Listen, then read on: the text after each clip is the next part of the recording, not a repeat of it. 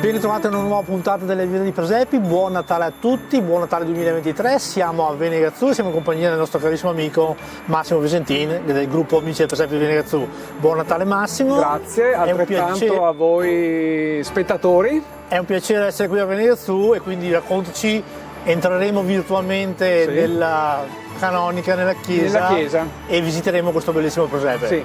Allora, quest'anno spegniamo la 35esima candelina.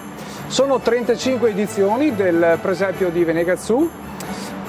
Il presepio è sempre in quell'atmosfera natalizia con la neve, suggestivo.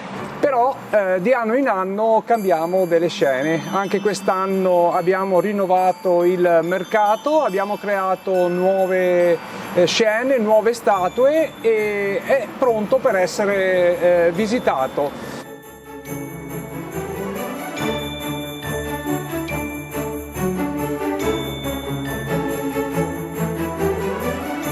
Quest'anno non poteva mancare l'800° anniversario del primo presepe. Sì, infatti quest'anno festeggiamo l'800° anniversario che San Francesco appunto ha ideato e allestito il primo presepio nella storia e abbiamo riservato un ambiente dove c'è San Francesco che allestisce il presepio sopra un tavolo a greggio.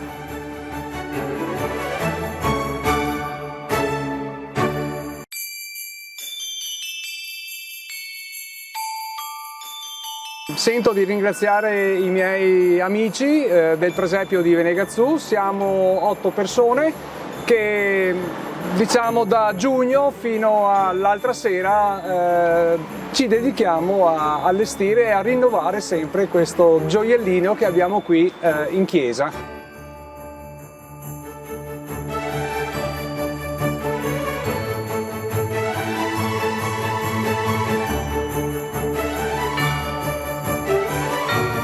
Quindi cari amici, avete capito bene, alzatevi dalle tavole, ormai il pranzo è finito, venite qui a Venegazzù. Massimo adesso ci dirà gli orari di apertura e fino a quando. Sì, allora il presepio è aperto dal giorno di Natale fino a fine di gennaio con i seguenti orari: i giorni festivi dalle 15 alle 18:30, i giorni feriali e i sabati dalle 15 alle 17:30. Noi vi ringraziamo, diamo di nuovo gli auguri a Massimo e tutto il suo staff, diamo gli auguri anche a voi, vi aspettiamo fra poco per un'altra puntata. Io adesso con Massimo entro in chiesa e vado a visitare questo bellissimo presepe. Prego Massimo, fammi da Cicerone.